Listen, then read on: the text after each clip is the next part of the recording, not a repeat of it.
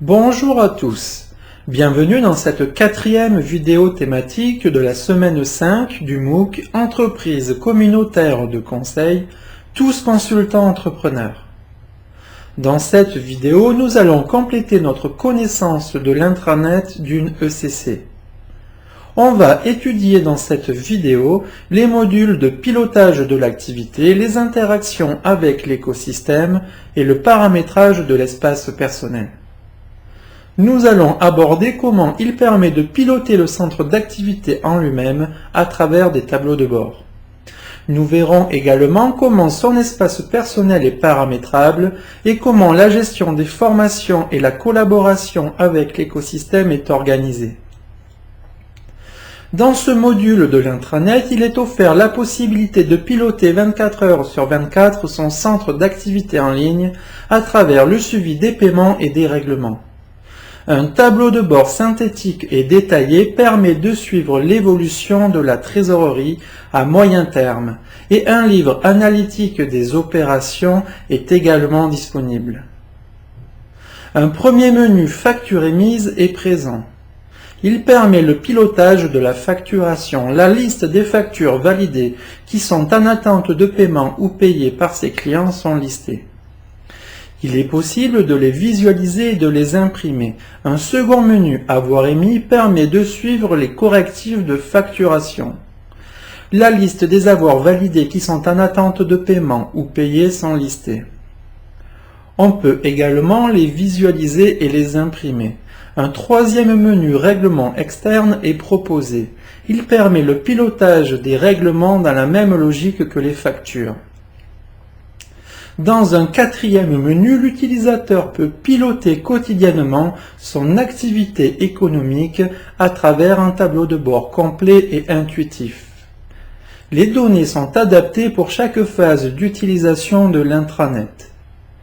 Il est possible de consulter les informations générales comme le statut état ou cadre de l'utilisateur avec le coefficient associé, la date de passage en CDI, le tableau de synthèse des frais d'accompagnement par palier ou le chiffre d'affaires réalisé depuis le début.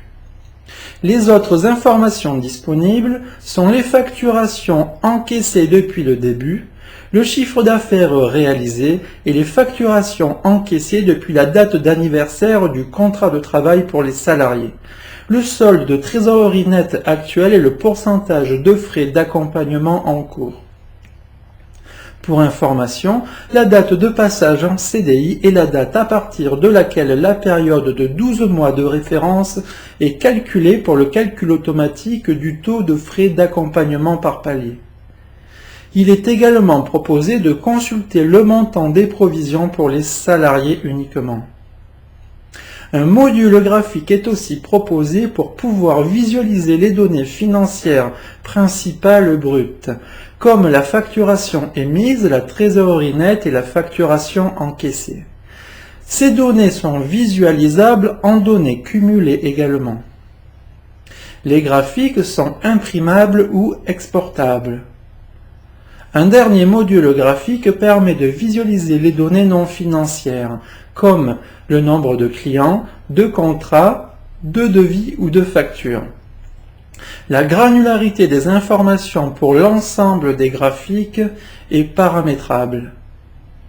L'utilisation de ce module est importante pour suivre régulièrement l'historique de son activité économique et l'évolution de la trésorerie de manière à pérenniser l'activité de l'utilisateur en toute sécurité.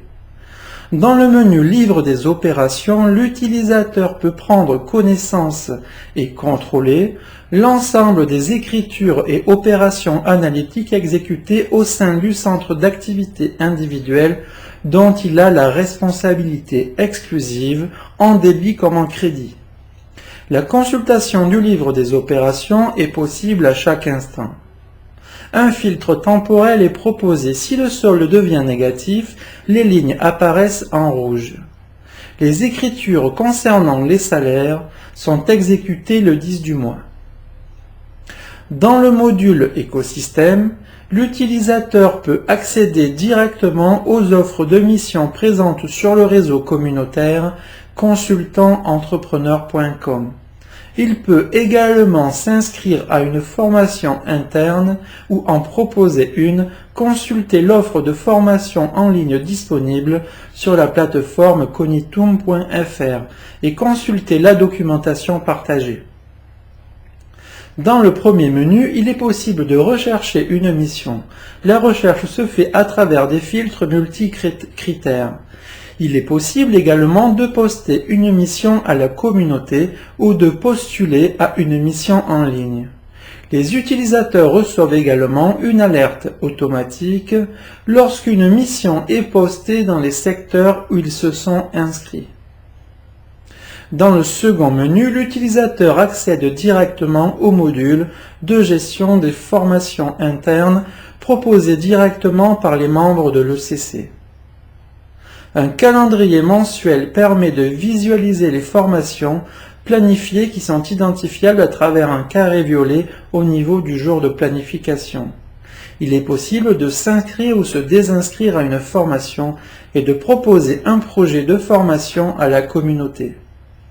Pour rappel, l'ECC fournit un centre de formation.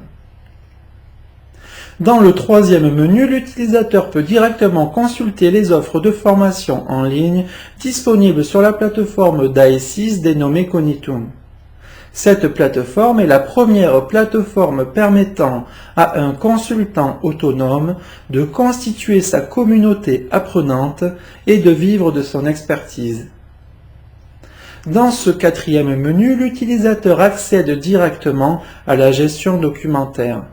Cette fonctionnalité a vocation à faciliter la collaboration dynamique au sein de l'écosystème en capitalisant un savoir-faire entre les utilisateurs et ainsi mettre en pratique l'intelligence collective.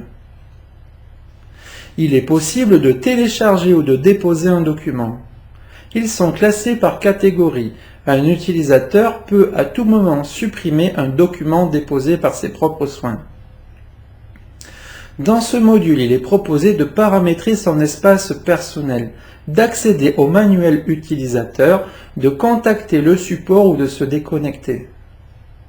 Dans ce menu, l'utilisateur peut paramétrer selon ses préférences son espace personnel au sein de l'intranet. En termes d'utilisation, il peut paramétrer la langue, la période de visualisation des documents, le logo présent sur ces documents commerciaux ou les alertes SMS sur événements désirés. Une indication du logo courant est disponible, ce qui permet entre autres de valider la bonne prise en compte de la modification. Par défaut, le logo pris en compte au sein de l'intranet est celui de l'ECC. Les alertes SMS couvrent l'ensemble des événements de l'intranet. Il est offert la possibilité d'en sélectionner 3 de son choix gratuitement.